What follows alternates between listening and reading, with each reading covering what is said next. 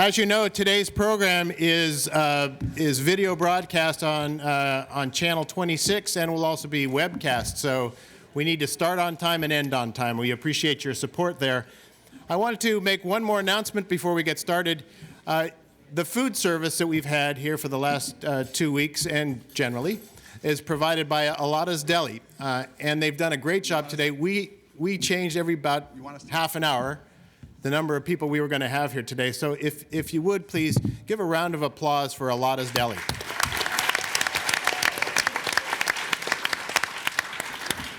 And with that, I want to introduce Sandy Zander. Sandy is a well-known community member. She is chair of our World Community Service and We Care committees, and today she is going to take us through this program. So with that, Sandy Zander.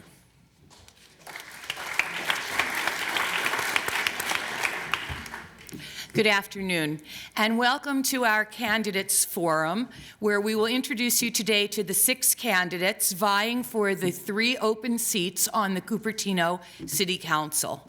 My name is Sandy Zander, and I'm a member of the Rotary Club of Cupertino, and we are proud to present this forum for you today.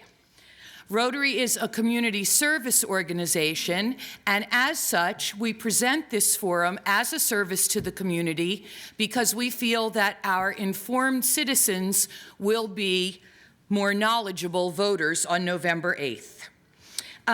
Rotary is a non-political organization. We do not support or endorse any candidates, but solely provide this as a source of information.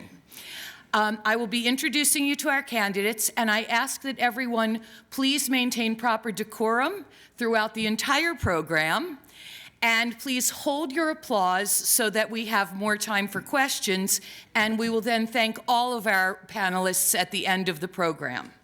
As usual, we have people seated in alphabetical order. Those of us whose last name begins with Z know what that means. So please welcome Patent Attorney Raj Abhyanker, Businesswoman and City Commissioner Jeanne Bradford, Incumbent Patrick Kwok, Retiree and Community Volunteer Orrin Mahoney, Planning Commissioner and Businessman Marty Miller, and Teacher and City Council Member Dolly Sandoval. And now I will turn our program over to our moderator, a past City Council member, a former mayor of the city of Cupertino, and probably most importantly, President-elect of Cupertino Rotary Club, Phil Johnson.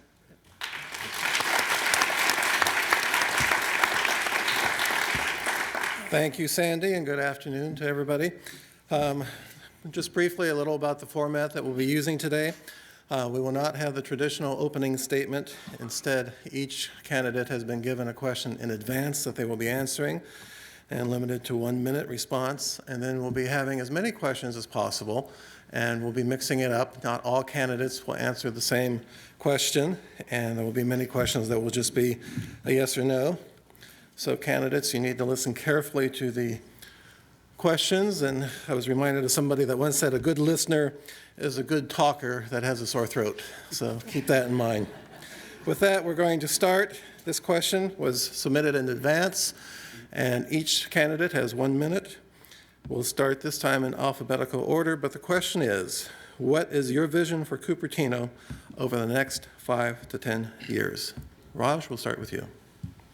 My vision for Cupertino is that we would have a vibrant city center that would promote the diversity of the cultures that we have and encourage our communities of first-generation immigrants, as well as those that have been here for a long time, to integrate and to better work together to solve the common problems of our city, which in my view have to do with urbanization, have to do with maintaining our schools, and have to do with preserving the cultures that we have and blending them to one whole. Thank you. Thank you, Raj. Jeanne? I think when you talk about long-term visions, there's a tendency to be profound. But actually, for me, honestly, it's very simple. And it's all about community. That is a common vision that we can all rally around. And many of you already have rallied around. But 10 years from now, we will look back and judge ourselves in many different ways. And of all the different things that we look at to judge how we've progressed as a community, I think the salient question is Cupertino a better place today than it was 10 years ago? Are we proud that Cupertino is our home? And the good news is there's a lot of different ways that we can work together to make that happen. The good news is we have different ideas, and it's through our differences that we can work together to make Cupertino a better place 10 years from now than it is today. I am very optimistic about the future of Cupertino, and I look forward to working with all of you over the coming years to make this a better place and a place we're all proud to call our home. Perfect. Thank you very much. Patrick. My vision is to continue to improve the quality of life in Cupertino. I have been very privileged to serve on the Cupertino City Council the past 4 years.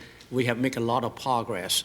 We need to continue to protect our neighborhood and control growth. Growth is imminent, but we need to be really smart. We need to take a balanced growth approach and ensure that the developments and any housing project are consistent with our general plan. I'm really looking forward to the completion of the general plan update, because the general plan is the Bible for our communities, and this is what we are going in the next 10 years in terms of directions. In terms of schools and open space and traffic congestion, that is something that we need to continue to work on and make sure that we have come up with measures to ensure that this will not impact the quality of life. And I'm really looking forward to serve for the next 4 years and continue with the improvement. Thank you, Patrick. Orrin. When Phil told us that we had to come up with a vision, I was very fortunate because I have a copy here of the October 2010 issue of Sunset Magazine. And Cupertino happens to be on the cover of that with the cover story of best places to raise a family in the West. And I'd just like to quote from that article. Building on Cupertino's original ranking in 2005 as one of the best places to raise a family in the Bay Area, Cupertino has added to that reputation and now has moved into first place in Sunset Magazine's top cities for families in the West. While the rankings are primarily based on schools, public safety, and recreational opportunities, we were also impressed by the ability of all elements of the city to work together to accomplish their goals. We have seen no other city as culturally diverse yet ethnically unified as Cupertino. It should stand as a model for the 21st century city in the West. Well, that's my vision for Cupertino's future. I hope it's yours as well. Thank you, Orrin. Marty. My vision is for a community in which our residential neighborhoods maintain their suburban character, a community in which education and our schools continue to play a big role. My vision includes a city that is more balanced in terms of our retail centers so that our residents can do more shopping right here in Cupertino. I see a city that offers more housing options to seniors and people that work here. Seniors should not have to be forced to move out of town when the single-family home they live in becomes too much for them to maintain. I see a town in which there are additional opportunities to recreate, from parks and trails to dining out and evening shows. And I expect to fix the city's multi-million-dollar budget deficit. And finally, I see a multicultural town in which is more inclusive and in which we all benefit from and celebrate diversity. Thank you, Marty. Dolly. My vision for 2010 and beyond is one of an economically vibrant and harmoniously multicultural city where community involvement is an everyday fact of life. I want to see vibrant retail centers scattered throughout our community, servicing our neighborhoods. I want to see Valco Fashion Park be the jewel that it was in the 70s. I want to see green spaces throughout our community that are active and well-maintained. This includes the eastern side of Cupertino where I live, particularly the Rancho Rinconada area. I want to see people walking and biking for their health and for transportation, and I want them to feel safe doing so. I want to see merchants having bike racks out in front as a natural habit because their customers use them.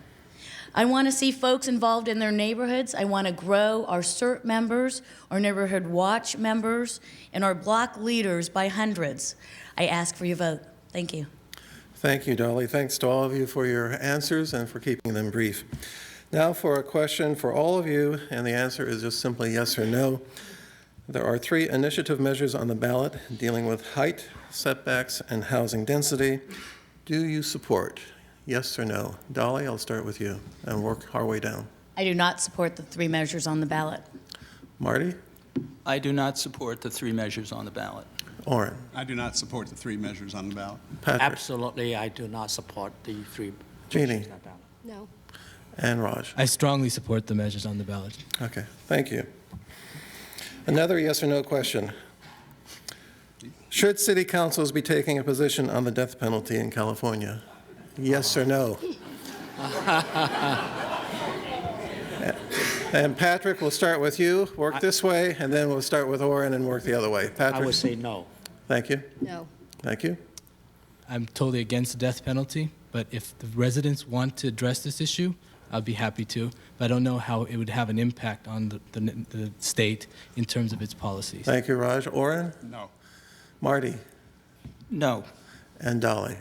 No. Okay, thank you.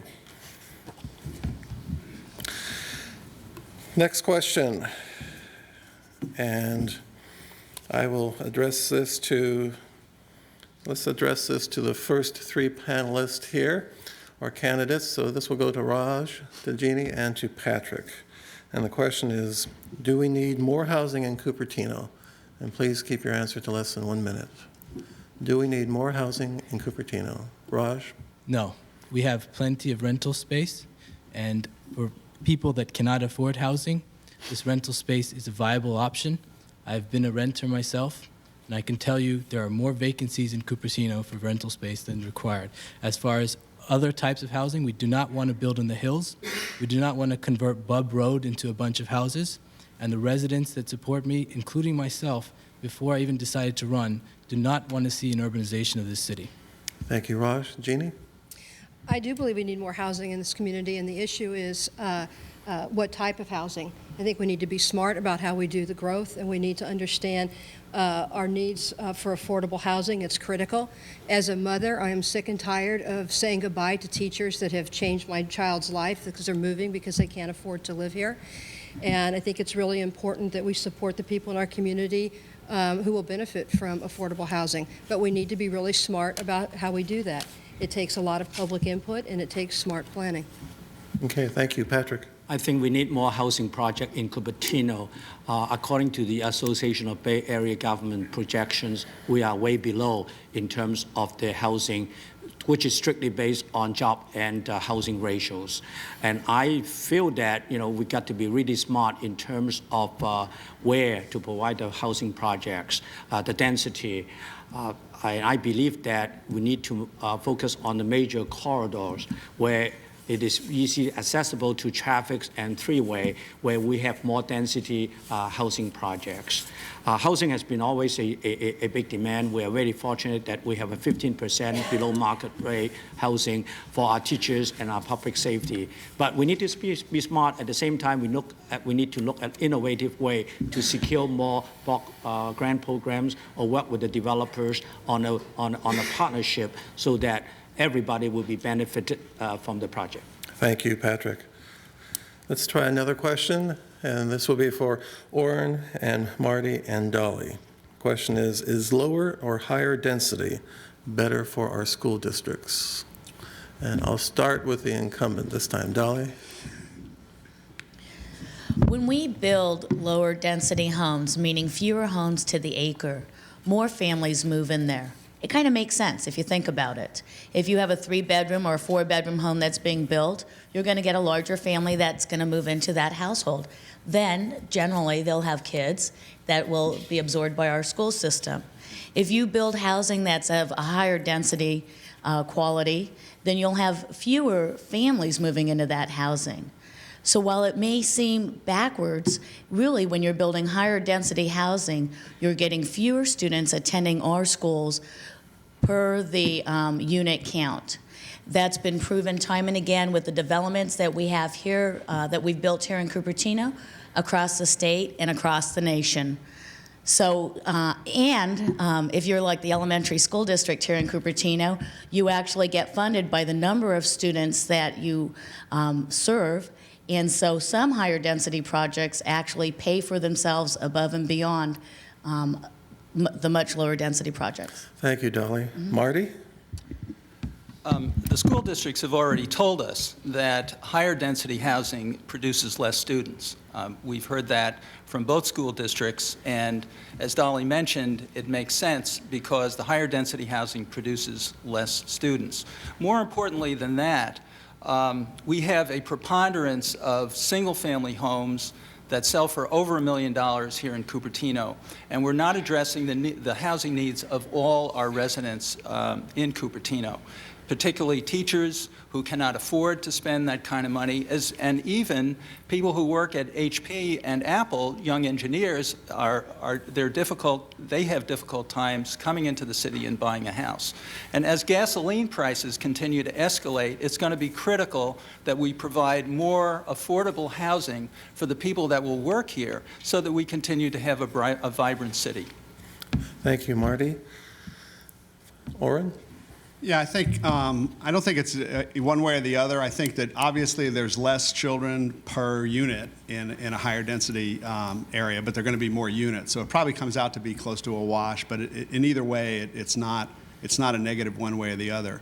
I do think we need some higher density in order to make some things more affordable, but there's also, affecting the schools, kind of a natural evolution as people do outgrow their homes and have their kids leave and have empty nesters. If they want to stay in Cupertino, we need a place for them to move that would be, again, more walkable, closer to shopping and all that. So those people, again, would not have families. So I think you've got to look at this particular cases. Some cities have put in senior housing units. Senior housing units clearly have less students in the schools than other units.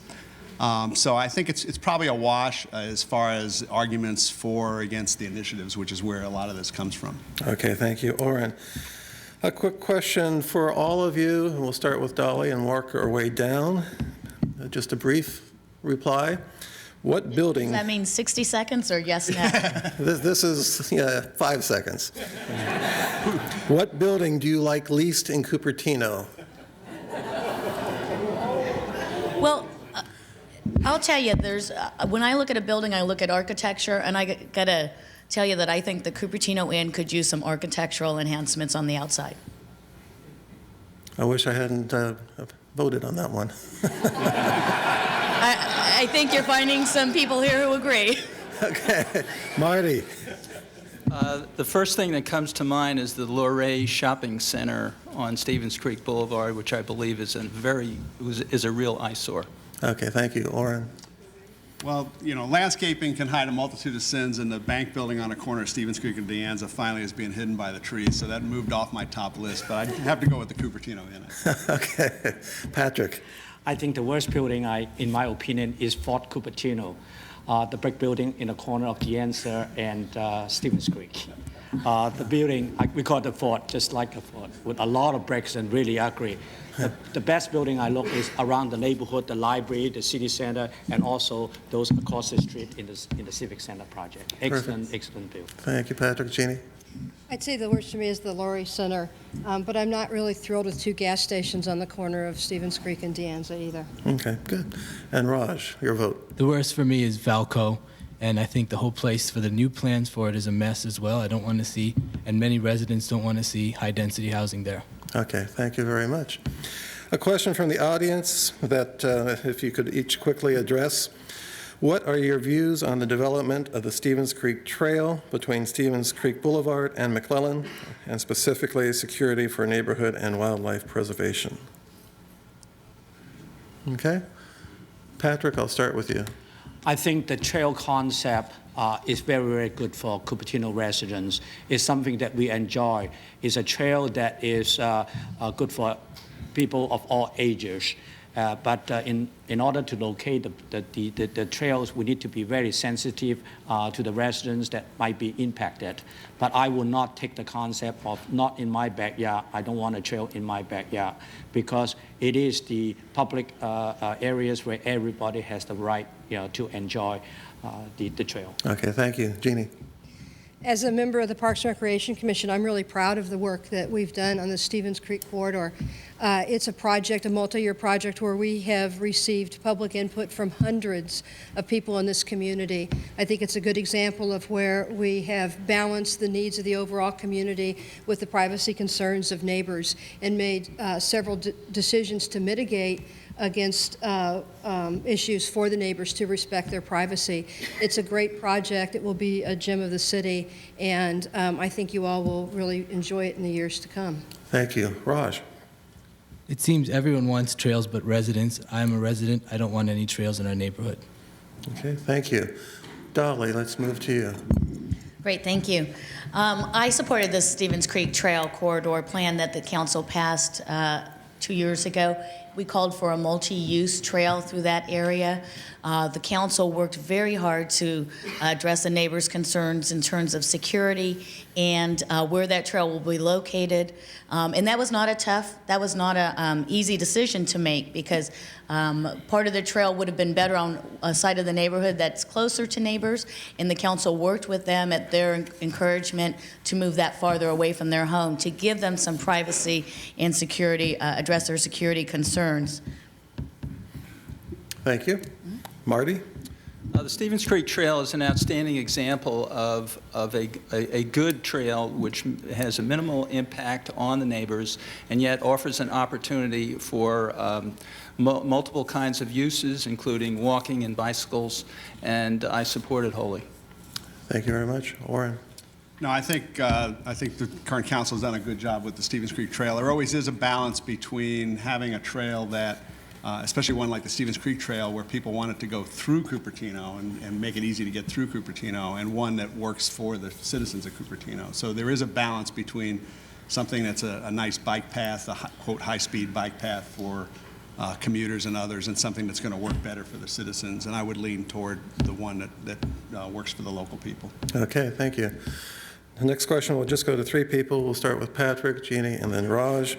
What is the most effective way, and this is from the audience, by the way, what is the most effective way citizens can bring issues and stay informed regarding the city of Cupertino? I think the most effective way is for proper notifications, not only within certain radius of the project site, but the general populations of Cupertino, especially when you have to deal with big projects like the Valco Fashion Mall development and the general plan update. It is really very important that we need to get the input from the citizens and the residents of Cupertino, and public notifications, and also on the website and the Cupertino City Scene are one of the many ways we can get the communication through to our residents. Thank you. Jeanne? I think that noticing is an important aspect, but each and every one of you can play a role in how you participate in this community, and I think it's a decision that you make to be proactive about participating, knowing what's going on in the city. I think we use technology very well here, and we're an example for a lot of cities of how technology works, whether it's through webcasting or online information, the scene. There's multiple communication points that the city provides, and I think they're all very beneficial. The other part of it, too, is if you hear of an issue that you're interested in, tell your neighbors about it. Use your block leaders as a way to spread the word.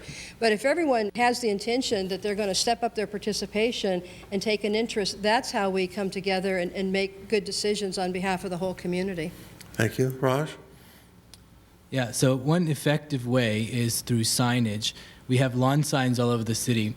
We should use the same means to notify the neighbors in the affected areas. In the city streets that surround the place where there would be an issue or change, we should post there for a week or two clearly so that the neighbors driving by would have notice.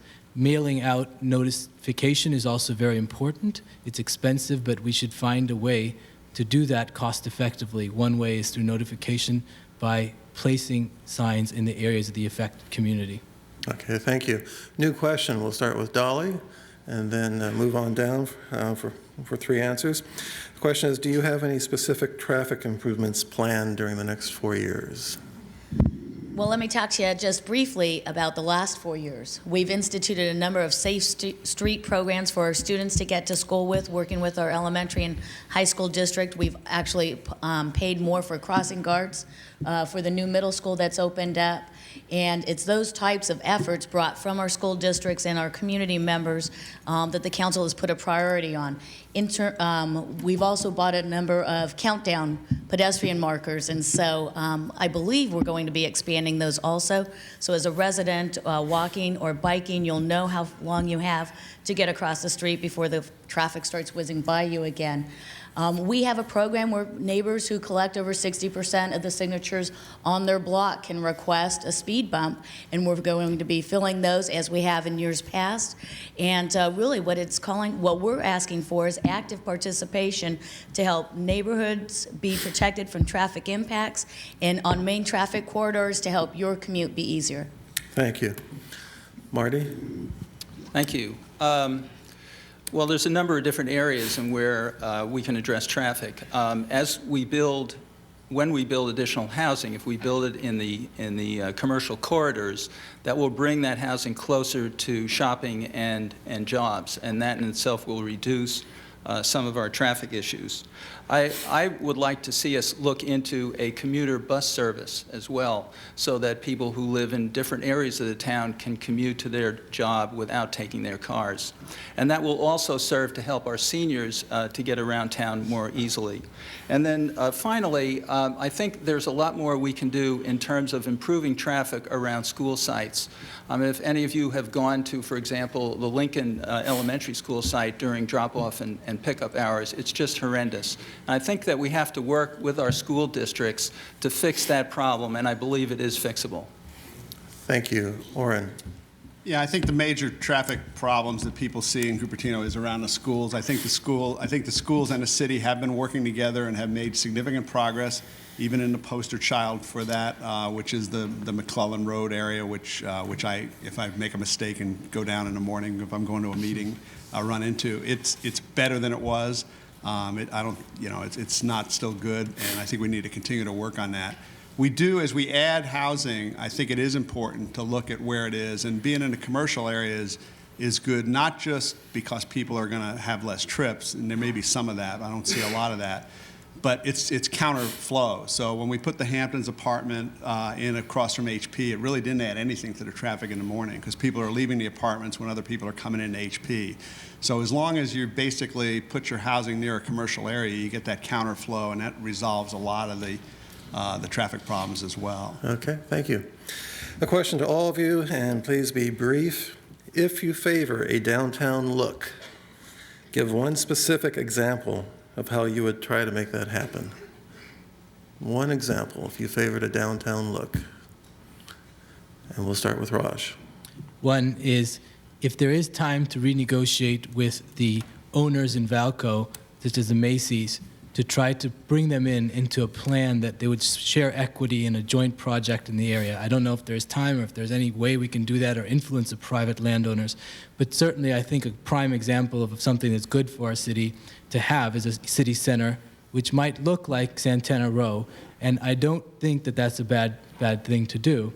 We need a place where people can walk and integrate and meet, but it needs to be done in a sensible fashion. Even with these initiatives, I would campaign, support, and I would lobby to see something like that occur if we're able to find a way to accommodate the concerns of the neighborhoods. Okay, thank you. Jeanne?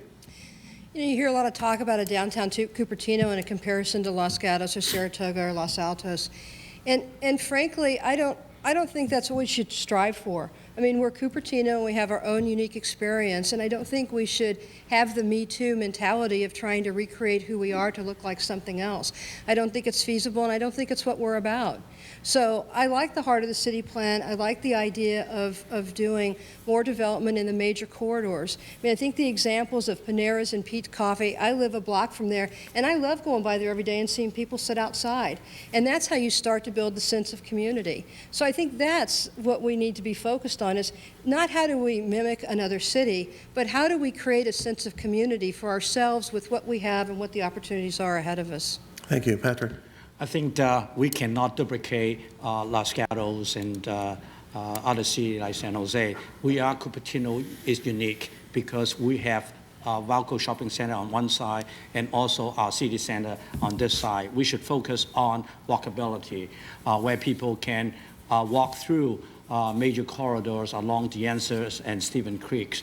We are very blessed that we have the library and City Hall over here on that side, and within walking distance, we are close to Cali Mill Plazas, where people can really go out and have coffee and network with each other, the Pitts Coffee, and further up we have the Abhyanker College. So I think we are really in good shape as far as downtown, and mainly is continue to work on the heart of the city areas and make everybody feel that it is a really cozy type of environment for our community. Thank you, Patrick. Orrin?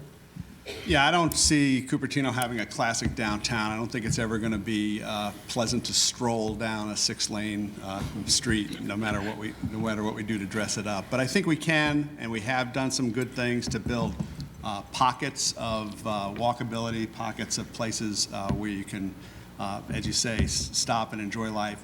This is one. I was hoping when this happened there would actually be more commercial across the street to tie it together. It is an integrated plan, but some of the commercial that was originally planned there to kind of make this a vibrant area or a more vibrant area didn't happen. But it's still a vibrant area. It's a great place. We just recently held the Cupertino Jubilee here, and we want to do it again in the future. So we want to build on that. Valco is another good opportunity to do that. The Toll Brothers development down on the HP site, I think, is another opportunity. We just have to grab those opportunities and make the best of the individual places that we have. Thank you, Orrin. Marty? This issue has been around for a long time. When I was chairman of the General Plan Task Force in 1980, this was a very hot topic, and staff at that time and some other folks in the city wanted the downtown to be at the corner of Abhyanker and Stevens Creek. And of course, that never really happened. But what's happening now at Valco is something akin to a downtown area, where Valco is putting in some theaters. There's going to be a number of restaurants in there. They're building it so that it has more of a downtown feel. And I believe that we can extend that through other developments on Valco Parkway to make it a very realistic and very usable and very walkable and friendly downtown area where people can congregate, and it can be vibrant, and it can be a very important part of our community. Thank you. Dolly? I think there's a couple examples that we can look to right now. One of them is the old Valco Village site, which is where Marina Foods is, Ranch 99. You have a very vibrant area over there where people can go and feel like they're in a downtown because there's a plethora of different shops and restaurants. They're serving a community. As I think of a downtown, I also thought about the Jubilee, and when this area gets built up in here, it'll be fabulous. We'll have a park that runs from Deanza Boulevard right straight looking into this complex right here. I'm looking out at it right now. We'll have some different restaurants right around here. And if we corner off the streets like we did for the Jubilee, that'll create a downtown feeling for our different activities. But basically, Cupertino is a crossroads city. People drive through here, both our residents and folks from other cities, to get to their own destination. So we have to take advantage of places like Valco, places like this area as it redeveloped, the Monte Vista area, and create that downtown feeling as much as we can. I think we've started to do that also on Stevens Creek with Panera Breads and Pete's Coffee, Le Boux, that's always busy. Okay, thank you, Dolly. With that, we're running out of time, and we're going to have to begin our closing statements. And so if you would each limit yourself to 1 minute, and we will start with Raj and work our way down. So the choice is yours. I think there's equally good candidates before you here today. And why should you vote for me? I bring a fresh new voice. I am an attorney. I have worked in this community very hard. I have been here not as long as the rest of us here that are here before you, but I bring a voice for the future. I am a bridge between cultures. I'm a second-generation American. I know what it takes to succeed in Silicon Valley. I grew up in a house in a very middle-class family that was only $50,000, $60,000 is probably what it's worth now. And I know what it takes for people coming to the city from nothing to be successful. And I can bring that energy and voice into our city council. Thank you very much. Jeanne? Well, I am optimistic about Cupertino's future, and I look forward to working with all of you to a shared vision of making our city a better place for our families and our kids. My 20 years of high-tech business experience, I think, is a necessary skill to have on the city council. As a mother and with my involvement in the community with issues around children, I think I bring a perspective that's important to keep education in the forefront and work to keep our children safe in this community. And with my experience on the Parks and Recreation Commission, I think I have a track record of bringing the community together over hotly contested issues and taking people with diverging points of view and bringing them together to come up with a great solution. And it's through our differences that I think we come up with the best solutions that serve our community well.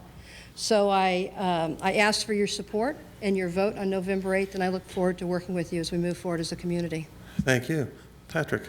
I'm a professional civil engineer by employment, and I've been living in the Cupertino area for almost 24 years now, and raised 6 kids, and really fortunate to have 7 grandchildren. And 2 of those are actually living in Cupertino, and they really struggle in order to get affordable housing in Cupertino. I believe that I have a very strong background, 35 years of experience in the municipal government in finance and public works administration, and 3 years serving on the planning commission, mainly work on land use issues, and 4 years on the city council, and 1 year as your mayor. As far as the knowledge of land use issues and all the issues facing Cupertino, I think I have those. I'm the best among all the 6 candidates. I think I can get the work done, and I'm really proud of the accomplishment by this city council. The 4 years with the city council, this is one of the best city councils that we ever had, and I am proud to be part of those to make Cupertino as vibrant as we are today, and we're looking forward to continue to work with you to continue make a continual improvement, the quality of life, and then listen to the residents of Cupertino. Thank you, Patrick. Orrin? You've heard a lot today, but let me recap my views. I'm running for City Council because I believe in working together for a better Cupertino. As a resident, parent, and volunteer in Cupertino for over 35 years, I know that Cupertino is a great place to live, work, and raise a family.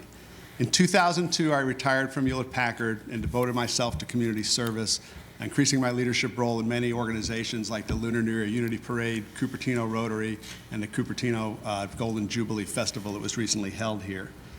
I'm honored to have been recently recognized for this leadership by being named 2005 Cupertino Citizen of the Year. I have the proven leadership to bring people together to build a better Cupertino in the future. I want to take that experience and leadership and work for you on the City Council. Thank you. Orrin. Marty. I have an MBA from Stanford, I run my own company, and I have bottom line experience. I'm the only candidate with extensive experience in growing revenues as well as managing expenses. And that is exactly what we need to fix the city's nearly $2 million a year budget deficit. I have land use experience both as a planning commissioner and also as a principal in a senior and affordable housing project. Because of that combined experience, I have a more complete understanding of land use and hence can make better decisions. I am proactive. When I see a problem, I go after it and fix it. As an advocate for a no smoking ordinance in the early 1980s, I organized the right people to make it happen. I believe that we need to be more proactive in order to address problems before they reach the boiling point. And as a council member, that's exactly what I will do. I ask for your vote. Thank you, Marty. And finally, Dolly. Thank you. I've been proud to serve you the last 4 years on the City Council, emphasizing issues such as housing, the environment, neighborhood protection, and school safety. My professional experiences as a teacher. I was proud to start my 17th year teaching this last August. I have 14 years of elected experience, but really I have 25 years of community activism where I have gone out neighbor to neighbor, talked to them about the issues that they're involved with on an everyday basis, the challenges that they face. I serve locally on the Cupertino Community Services and the Role Model Program. I have a proven track record in leadership in listening, bringing sides together, making problems go away and work out, and tackling those tough issues. I'd be honored to have your vote to do this work for 4 more years. Thank you, Dolly. I'd like to thank each one of our candidates for being here today. Some great answers to some good questions. And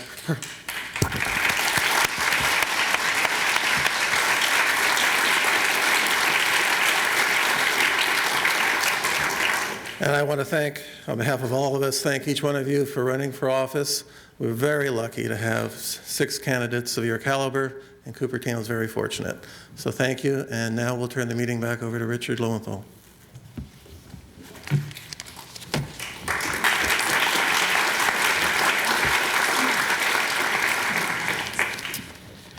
When Cupertino Rotary once again decided to be in the political information business, as we are, with the debate last week on the initiatives and the forum this week with the candidates, the only person that came to mind to moderate was Phil Johnson.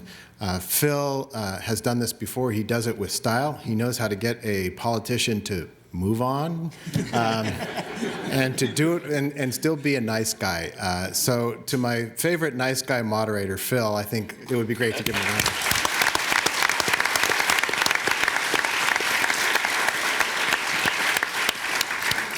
So thank you very much for coming. We appreciate all the guests here. Again, if you're interested in Rotary, you can contact me and I can help you learn more about Rotary. You know, we're all about having fun serving others. And if you like doing that or you like the idea of that, come and join us. If you can't join Rotary but you'd like to help, we'd always welcome you on any of our committees. So if you see something you like here, like the international service that you heard about, local service like our pumpkin carving, or something in between like our Katrina Relief Project, we've got many things for you to get involved in. So just let us know and we will take you up on it. I'll remind you once again, next week we'll be back at the Quinlan Center. We'll be talking about international service. I want to thank you for your attention. This was a very well-behaved audience. I didn't hear any hoots and hollers. Council meetings rarely are this polite. So you guys don't know what you're looking at here. I'm not sure if you knew the full impact you'd all be here. It's a privilege for me to serve both as Rotary but also as a council member in Cupertino. I appreciate every vote that I've ever received. I know that they'll appreciate your votes. It's an honor to get a chance to serve, and I'm glad there's six good people here that want to serve. So thank you very much for coming. We're adjourned for the day.